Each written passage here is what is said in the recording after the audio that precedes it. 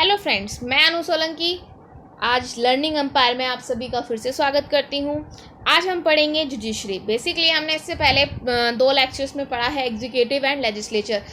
Legislature क्या होता है? वो कानून बनाता है, ठीक है। एग्जीक्यूटिव का क्या काम होता है कि उसको एग्जीक्यूट करता है आगे, एंड देन जुडिशरी उसको इम्प्लीमेंट करता है, ठीक है। और इसके और भी बहुत सारे रोल हैं जो हम इस चैप्टर में डिटेल में पढ़ेंगे, ठीक है। तो आज हम पार्ट 1 पढ़ रहे हैं। बेसिकली इस लेक्चर का पार्ट 1 है ये। पार्ट 2 हम कल अपलोड करेंगे। तो आज आप पार्ट 1 को अच्छे से समझ लीजिए ताकि पार्ट 2 आपको और भी अच्छे से समझ में आए। और एनसीईआरटी के सभी एग्जाम्पल, सभी पॉइंट्स इसमें लिए गए हैं, सब कुछ इसमें कवर किया गया है। तो आपको एक्स्ट्रा एफर्ट डालने की इसमें बिल्कुल भी ज़रूरत नहीं होगी। आप इसको ही अगर ध्यान से सुनेंगे तो आपका ओवरऑल एनसीईआरटी कवर इसमें हो जाएगा। ओके, तो हम स्टार्ट करते हैं। Judiciary is an important organ of the government to punish those who violate the law passed by the legislature. Legislature जो कानून बना रहा है, जो कानून वो बनाता है, अगर उसका उल्लंघन हो रहा है, क्योंकि जुडिशरी तो एक इम्पोर्टेंट ऑर्गन है गवर्नमेंट का, अगर किसी भी कानून का जो है उल्लंघन किया जा रहा है तो उसको पनिशमेंट मिलती है। बेसिकली ये तो हम नॉर्मली लाइफ में भी जानते हैं कि अगर हम कुछ ऐसा काम करते हैं तो हमें घर में भी पनिशमेंट मिलती है। तो इसके लिए जैसे हमारे घरों में छोटे छोटे रूल्स रेगुलेशन बनाए जाते हैं, ऐसे ही हमारी पूरी सोसाइटी में भी बनाए जाते हैं। हमारे कॉन्स्टिट्यूशन में कुछ रूल्स हैं, कुछ रेगुलेशन हैं, कुछ हमारी फंडामेंटल ड्यूटीज़ हैं, कुछ राइट्स हैं, ठीक है। तो जब हम ऐसे अपने जो राइट्स हैं उनका मिसयूज़ करते हैं, या जो कानून बनाए गए हैं उनको तोड़ते हैं, उनका मिसयूज़ कर रहे हैं, तो फिर उनको पनिशमेंट दी जाती है। तो हर किसी पनिशमेंट के लिए अलग अलग तरह की जो जैसे हर तरह की जो जुर्म होते हैं या फिर जो लॉ हम तोड़ रहे हैं उसके लिए अलग अलग टाइप की पनिशमेंट होती है। यानी पनिशमेंट भी अलग अलग टाइप की होती है। जैसा आपका जितना ज़्यादा आप क्राइम करते हैं उस हिसाब से आपको पनिशमेंट दी जाती है। ओके, ये तो एक बेसिक सी डेफिनेशन थी जुडिशरी की, मतलब क्या रोल होता है इसका हमारी लाइफ में, या फिर ओवरऑल हम अपनी सोसाइटी में भी जो देखते हैं, या फिर होता क्या है ये। आगे पढ़ेंगे। Why do we need an independent judiciary. अब हमें ये देखना है कि इंडिपेंडेंट जुडिशरी की हमें नीड क्यों होती है। देखो, बहुत ही सिंपल है। The independent judiciary allow the court to play a central role in securing that there is no misuse of powers of the legislature and executive. Basically independent judiciary allow करती है कि कोर्ट जो है एक central role play करे, कि जिससे किसी की भी पावर का, यानी कि लेजिस्लेचर हो या फिर एग्जीक्यूटिव हो, किसी की भी पावर का किसी तरह से कोई मिसयूज़ ना हो, सिक्योर रहे, ठीक है। तो इसीलिए हमें जब तक इंडिपेंडेंट जुडिशरी नहीं होगी, कोर्ट नहीं होगा हमारे पास, ठीक है, तो हो ही नहीं सकता। मतलब ऐसे अगर इंडिपेंडेंटली वो नहीं करेंगे तो वो कैसे इनकी पावर को सिक्योर रख सकते हैं, ठीक है। तो वो उनका काम है ये देखना कि किसी भी तरह से जो लेजिस्लेचर की पावर है या एग्जीक्यूटिव की पावर है उसका मिसयूज़ तो नहीं हो रहा है। क्योंकि इनके ऊपर भी जैसे अगर हमें कोई राइट्स दिए हैं, ठीक है, उनके साथ कुछ कंट्रोल करने के लिए हमें ड्यूटीज़ भी दी जाती है ना, कि अगर हमारा ये राइट तो है लेकिन अपनी ड्यूटीज़ का भी हमें ध्यान में रखना है कि राइट्स का भी एक दायरा होता है यूज़ करने का, ठीक है। जैसे कि हमें कुछ भी बोलने का अधिकार है, यानी स्पीच राइट अगर हम बोलें तो अगर हमें बोलने का अधिकार है, हम अपने विचार अभिव्यक्ति का हमें राइट है, तो फिर उसके बाद हम क्या करेंगे कि अगर हम अपने विचार रख सकते हैं तो उस विचार से सामने वाले को हार्म ना पहुँचे, यानी किसी भी तरह से उसको दूसरे इंसान को किसी भी तरह का हार्म ना पहुँचे। यानी हमारा एक दायरा होता है, हर राइट के साथ एक दायरा होता है जो हमें फॉलो करना पड़ता है। तो इसी तरह से लेजिस्लेचर और एग्जीक्यूटिव की जो पावर है उनका भी एक दायरा निश्चित करना ही होता है, क्योंकि अगर निश्चित नहीं करेंगे तो ये तानाशाह हो जाता है, ठीक है। तो इसीलिए जुडिशरी जो है वो सेंट्रल रोल प्ले करती है कि इनकी जो पावर है इनका कोई मिसयूज़ ना हो रहा हो। यानी कोई भी अगर पावर का मिसयूज़ करता है तो उस पर कमेटी बैठती है। तो ये जुडिशरी का काम होता है कि जब लेजिस्लेचर है या एग्जीक्यूटिव है कि वो उस पावर का मिसयूज़ ना करें। और जुडिशरी अगर पावर का मिसयूज़ करने लग जाए तो क्वेश्चन ये भी माइंड में रेज होता है ना कि जुडिशरी करने लग जाए तो उन पर भी कमेटी बैठती है प्रॉपर ढंग से।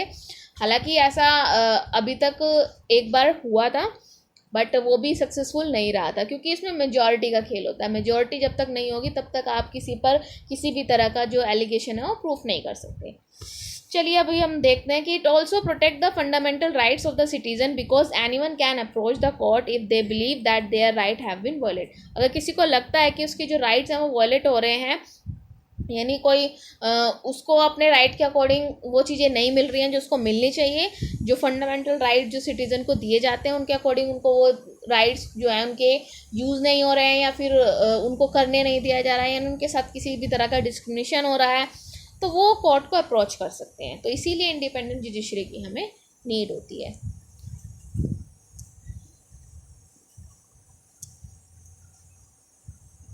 Independence of judiciary, judicial independence is the concept, यानी कैसा कॉन्सेप्ट है ये, that the judiciary should be independent from the other branches of government और द पॉलिटिशियन इन ऑफिस। यानी जितनी भी ब्रांचेस होती हैं गवर्नमेंट की उनके थ्रू, या फिर पॉलिटिशियन के जो ऑफिस होते हैं उनसे अलग ही इसका एक कॉन्सेप्ट होता है। उन सबसे ज़्यादा इंडिपेंडेंट होता है हमारा जुडिशरी, यानी कि हमारे जज जो होते हैं वो ज़्यादा इंडिपेंडेंट होते हैं rather than government or politician in office. That is, court should not be subject to improper influence from the other branches of government or from private or partisan interest. यानी कि जो कोर्ट है ना, basically अपने जो भी उसके सामने केस है, ठीक है, मान लीजिए कोई केस है उसके सामने, कोर्ट के सामने एक केस प्रेजेंट किया गया है, तो उसकी अपनी खुद की जो पर्सनल चॉइस है वो उससे डिसीज़न नहीं लेगा। फैक्ट पे जो सबूत दिखाए जा रहे हैं वो उसके, या और जो लॉ में जो चीज़ें दी गई हैं उनके बिहाफ पर वो डिसीज़न लेता है। यानी इम्प्रॉपर इन्फ्लुएंस वहाँ पे नहीं चलता है, ठीक है, कि जैसे बाकी ब्रांचेस में हो जाता है, गवर्नमेंट की अदर ब्रांचेस में इन्फ्लुएंस या जो भी चीज़ें कह लीजिए, ऐसा कोर्ट में नहीं होता। क्योंकि कोर्ट में अगर उसको खुद को भी लगता है कि ये इनोसेंस है, लेकिन उसके खिलाफ अगर प्रूफ नहीं है तो वो नहीं कर सकता, क्योंकि जो कानून है हमारा वो सबूत मांगता है। How can the independence of judiciary be provided and protected, कैसे प्रोटेक्ट कर सकते हैं? The Indian constitution protect the citizen from any partial judgement and this give the power to the judiciary to make decision based on the rule of the law in case of any dispute. यानी कोई भी dispute होता है या कोई भी case जज के सामने आता है तो उसको वो क्या करता है कि उसको ऐसा जजमेंट देना होता है, उसके पास ये पावर होती है कि जो रूल्स बने हैं लॉ के लिए जो रूल्स बने गए हैं वो उनके बिहाफ पर वो डिसीज़न दें, और वो डिसीज़न ऐसा हो कि वो सामने वाले के लिए काफ़ी ठीक साबित हो। तो जो कानून बनाए गए हैं उसी दायरे में रहकर उसको वो डिसीज़न देना होता है। तो such independence allow the judiciary to ensure that there is no misuse of power by any section of government। यानी यही इंडिपेंडेंस जो है हमें इंश्योर करती है कि किसी भी तरह से कोई मिसयूज़ नहीं हो रहा है पावर का, क्योंकि जो कॉन्स्टिट्यूशन में जो लॉ बनाए गए हैं उसके बिहाफ पर ही जज अपना जजमेंट देगा। किसी के इन्फ्लुएंस में आके वो जजमेंट नहीं दे सकता। जो फैक्ट है, जो सबूत है, प्रूफ है, उनके बिहाफ पर ही वो अपना जजमेंट देगा। तो इसी वजह से हम थोड़ा प्रोटेक्टेड फील करते हैं, और हमें जो फैसिलिटी ये प्रोवाइडेड है तो है ही हमारे लिए। तो बेसिकली इंडिपेंडेंस जो है जुडिशरी की वो बहुत इंपॉर्टेंट रोल प्ले करती है। अब यहाँ देखेंगे कि जजेस की जो अपॉइंटमेंट है वो कैसे होती है। जजेस in high court are appointed by the president after consultation with the chief justice of India. CJI के थ्रू ही इनकी अपॉइंटमेंट की जाती है, हाई कोर्ट के जजेस की अपॉइंटमेंट की जाती है, लेकिन प्रेसिडेंट के साथ उनको थोड़ा सा कंसल्ट करना होता है। सेकंड थिंग इज़ कि कोई जुडिशरी एग्ज़ाम अगर आपने क्लियर किया है तो वो उसके थ्रू भी आपको वहाँ पे अपॉइंट किया जाएगा। देन सुप्रीम कोर्ट के जो जज होते हैं they are appointed by president consultancy with chief justice of India. There are some eligibility criteria for that he should be the जज of high court for more than 5 year. 10 नहीं था, 5 year था, ठीक है। तो इसमें क्या है कि इसमें भी जो सुप्रीम कोर्ट के जो जज होते हैं उनको भी प्रेसिडेंट की सलाह पर या उनके कंसल्टेशन के साथ सीजीआई जो है अपॉइंट करता है। लेकिन यहाँ पे कुछ एलिजिबिलिटी क्राइटेरिया होता है इनके लिए भी कि इनको जज होना चाहिए हाई कोर्ट में 5 साल से ज़्यादा, यानी एक क्राइटेरिया है इनके लिए। High court, they are appointed by president of India. ये जो हाई कोर्ट के जो जज होते हैं उनको अपॉइंट प्रेसिडेंट के द्वारा किया जाता है, यानी ये भी कंसल्ट करते हैं विद गवर्नर ऑफ स्टेट या सीजीआई के थ्रू भी इनको अपॉइंट किया जाता है, इनकी भी कंसल्टेंसी चलती है। The eligibility criteria is that person should have experience for 10 year as an advocate। यानी जो हाई कोर्ट में जो जज लगेंगे उनके पास क्या क्राइटेरिया होना चाहिए, उनकी क्या क्वालिफिकेशन होनी चाहिए। मतलब क्वालिफिकेशन तो है जो आप LLB वगैरह करते हैं, बट बेसिकली उसको एक एडवोकेट की तरह उसने 10 साल काम किया हो तो ही वो हाई कोर्ट में जज के लिए अप्लाई कर सकता है और वो वहाँ पे जज लग सकता है। तो इस थ्रू मतलब इन चीज़ों के थ्रू अपॉइंटमेंट होती है जजेस की, ठीक है। तो ये आपको याद रखना है कि 5 साल हाई कोर्ट में जो जज रहेंगे या 5 साल से ज़्यादा उनको सुप्रीम कोर्ट के जज बनाया जा सकता है, और जो 10 साल तक एडवोकेट का काम करके निकले हैं जिनके पास एक्सपीरियंस है वो हाई कोर्ट के जज के लिए अप्लाई कर सकते हैं। लोअर जुडिशरी, बेसिकली जो लोअर मान सकते हैं जैसे डिस्ट्रिक्ट लेवल पे जो जज होते हैं, ठीक है, तो उनके लिए दिया गया। There is an exam for lower judiciary, every person want to be magistrate have to give exam of judiciary which are conducted by every state.